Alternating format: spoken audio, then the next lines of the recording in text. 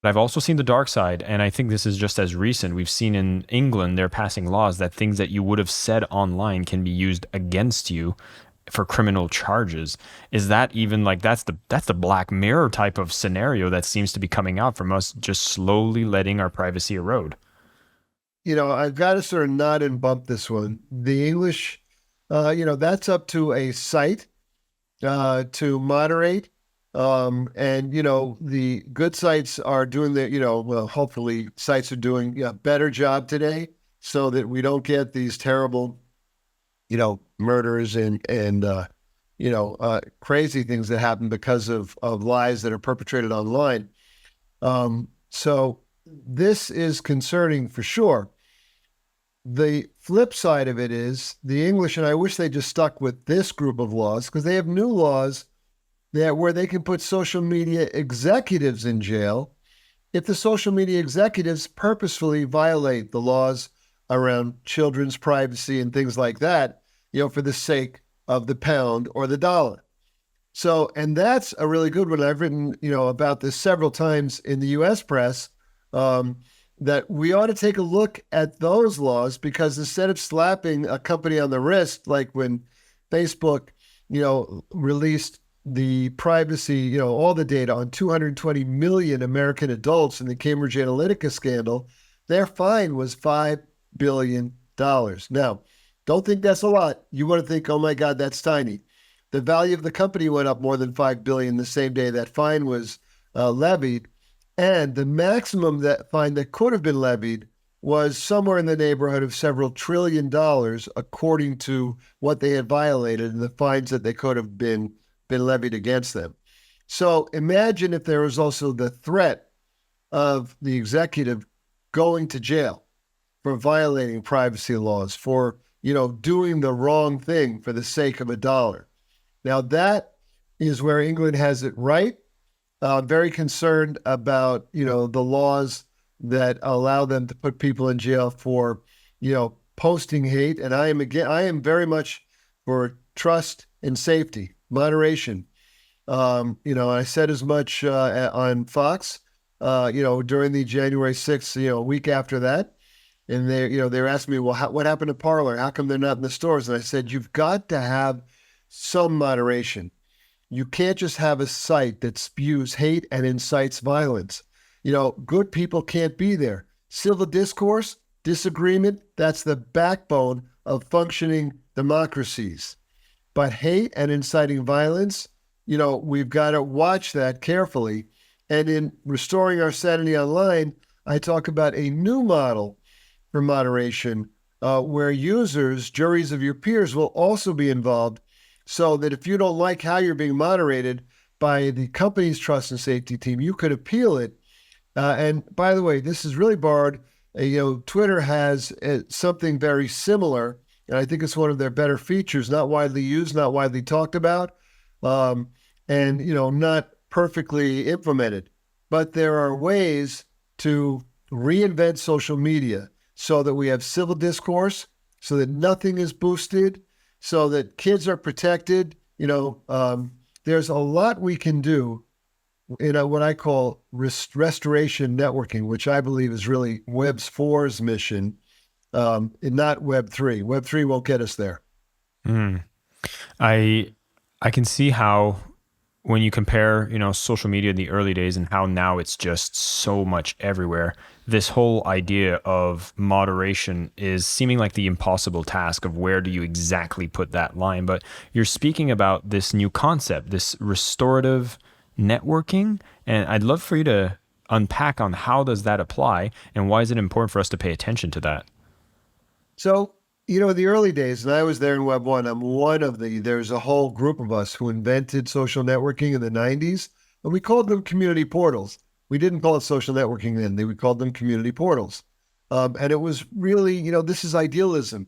This is the same way that Big Ag started and Big Energy started. It wasn't started with these big monolithic companies. It was started in sort of an idealistic, well, we can produce more food to serve the village. And, it was all organic then anyhow. Well, we can, figure out a way to generate more energy, to generate electricity to serve the village.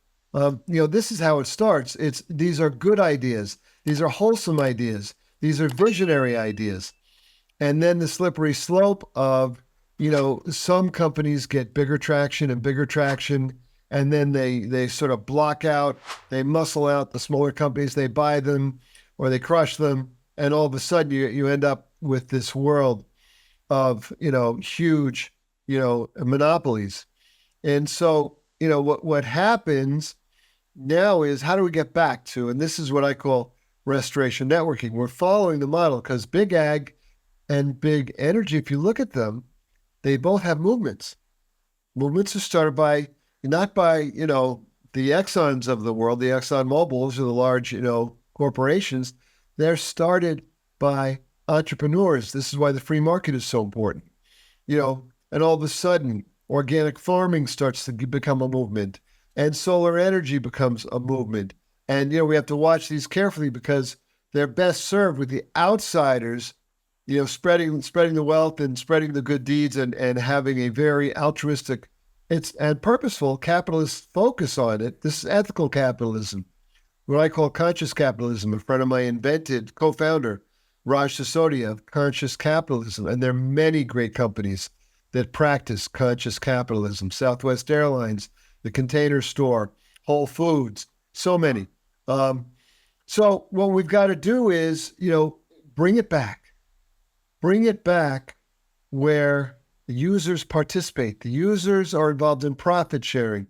After all, the users make all the money for the corporations, where, it's more altruistic in a certain context because we're really supporting, and where there's no boosted content, where a news agency doesn't have to worry about the articles their reporters write because they're going to get censored. There's no quid pro quo.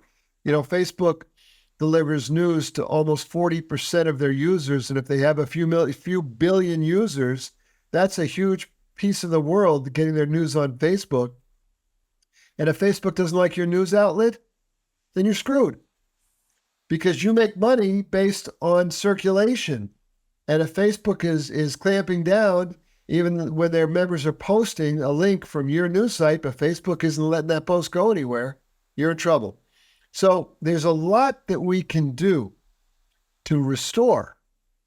And, by getting rid of posting, by making stricter rules. Now, listen, I am supporting something that some people will find controversial, but it's really not. Hear me out. This is user ID verification. Now, talk about privacy. I've been opposed to user ID verification my entire career. I've been on government committees where I'm the guy in the room saying, you guys are nuts. We can never do this. Now, in 2024, here's what I see. All the companies in the government know who we are anyhow. So we ought to stop pretending that we're online. They don't know who we are. They know who we are. They've got all our data. There was a reporter from The Guardian who asked Facebook for his data. Just a regular guy. 60,000 pages of data. You can look this up. It's all factual. Unbelievable. So let's protect our kids. User ID verification so that a 30-year-old, a 50-year-old, a creep is not targeting our kids. So their kids can't be targeted at all. So the bots and trolls are going to have to go away because they're all going to have to be verified. And if they can't boost and they can't post outrageous content that gets boosted, because right now X has this system where, you can become one of their, premium members, and then, all your posts get boosted. Now look, bots and trolls come from bots and troll farms. Yes, there are algorithms and AI involved, but there are thousands of people paid, very small amounts of money to do this, and they all have access to the credit cards from their benefactors. Often these are in adversarial countries. They could be in Russia, China, elsewhere. And of course, they can get a hold of a credit card and use their algorithm to quickly create many, checkbox X users, and now all their posts get posting, lies and vitriol all over, the web. So this is something it's time for, guys. We have to sacrifice anonymity to protect privacy.